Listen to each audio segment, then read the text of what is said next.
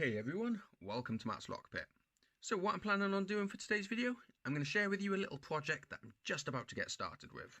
If we take a look at my hands here, what we have is a lump of pure beeswax. Pretty cool stuff. So this beeswax is actually from a local beehive, which is only approximately 1 mile away from my workshop here in Tenby, Pembrokeshire. So it's pretty funky.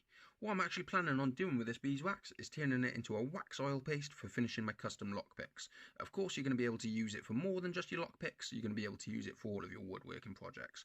Pretty cool. So what I thought I'd do, make a video, show you the process exactly how to turn this into wax oil paste, just in case anybody wants to try it at home. So if anyone's planning on trying this at home, the ingredients and materials we need are as follows. Firstly, pure beeswax. Second of all, we're going to need some oil. This can be various different oils. It can be linseed oil, mineral oil, even olive oil. There's plenty of oils to choose from. Primarily in this video, I'm going to be using linseed oil, and potentially I'm hoping to use a little bit of teak oil as well. Thirdly, we're going to need some white spirits or some turpentines. Fourth, we're going to need some empty jars. And fifth, we're going to need an old saucepan and a heat source. So now that's out the way, let's get going. Okay, so the very first thing we need to do is get these blocks of wax into a bit of a smaller size. So what I'm going to do is I'm going to start off with my vegetable peeler. I'm going to start trying to shave a bit off. If this doesn't work too well, I have got my knife on hand because this can be a bit of an awkward task. So as you can see, the peeler's working nicely there. Going in a little bit deeper and it doesn't, oh fucking hell, the coffee's kicked in. There we go. So as you can see, we've got that all shaved up. I did switch to a knife about halfway through, made it a lot easier. So now that we've got the one, I'm going to keep it separate from this one because we're going to make two separate batches. But what I'm going to do is cut this one up off camera and we'll crack on. So for the second part of the process, we're going to have to mix up some oils with some white spirit. So as you can see, I'm using traditional linseed oil, raw format, not boiled. I'm measuring 1 ounce, putting it into a pot. I'm also measuring out 1 ounce of white spirit and I'm mixing it in together.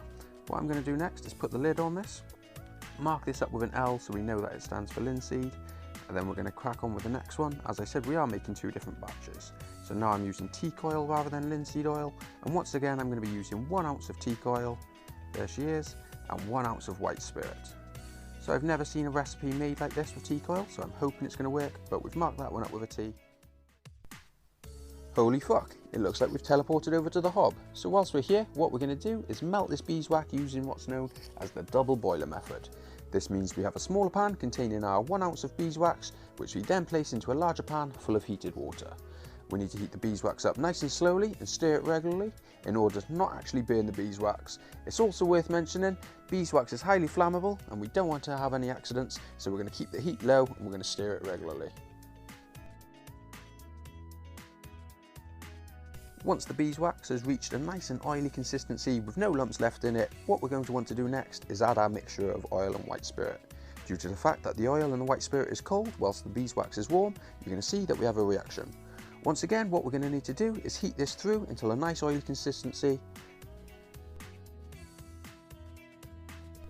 I'm not going to lie, this smells fucking lovely.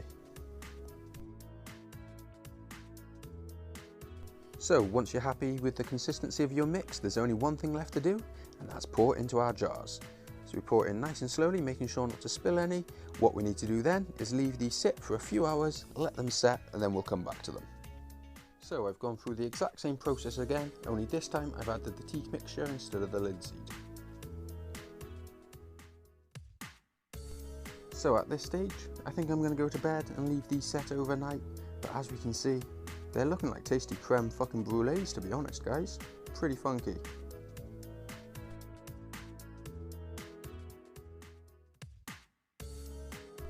Our jars of polish have been sat for a little over 12 hours now. That's more than an adequate length of time for them to have set properly, so let's have a look. We'll have a start with the linseed one. Pretty cool, we got a bit of cracking on the top layer, won't be a problem. Feels nice and balsamy, very cool. So let's have a look at the second linseed. As we can see, just the same as the first. Looks spot on, to be honest. Let's have a little look at the teak. So we've got some obvious differences between the teak and the linseed oil. The linseed's yellow whilst the teak's white, looking pretty cool to be honest. So the last teak one, and yes, that's set perfectly as well. Great. So we've got two pieces of mahogany here guys, and these are just pen blanks which I haven't actually sanded down myself yet. What I've also got here though is a beautiful custom lockpick, and this was made to me a good while back by my good friend UK Lockpicker. Absolute beautiful pick. I'll tell you a little bit about it in a second. So we'll start off with the linseed oil mix. Seems to be a really nice consistency, a nice texture to it.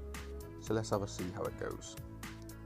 Right, so we'll chuck some on this other piece, get a bit of the teak on first, and then we'll give them a quick wipe down and see what sort of effects we have.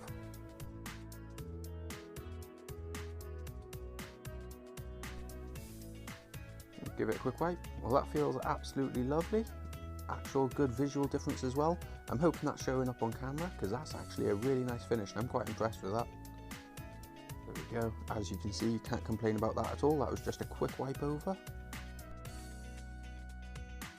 So let's have a look at the teak one. We've definitely got more of a visual impact straight off here. Feels really nice. So let's spin this around a little bit so we can see. I'm really hoping that's showing up on camera because that is beautiful. Awesome stuff. As I said, this beautiful custom lockpick was given to me by my good friend UK Lockpicker a good while back. I use it quite a lot. I believe it was finished in linseed oil when he first gave it to me. Since it's heavily used, I thought we could give it a top of protection, see if we can give it a bit of a coating of this new stuff. Absolutely beautiful, what a result. I'm not going to lie to you, I'm really happy with the results of that. And I tell you what, next time I make a custom pick, it's going to be a real nice feeling when I'm finishing it up, knowing that I've made the polish as well as making the pick. It's going to be really cool. So I'm really happy with the results, as I've just said. However, I am going to carry on experimenting with this. It was good fun. I'm going to try different oils. I'm going to try different consistencies, different quantities, all that sort of stuff. I'm hoping I'm going to be able to find a secret mix. If I do, I'm going to buy some fancy tubs, put some stickers on them, and I'm going to ship a few of them out. So thanks for watching, guys. I hope some of you have enjoyed it. I hope it inspires some of you to even make some. But please like, please subscribe, and I'll see you all soon.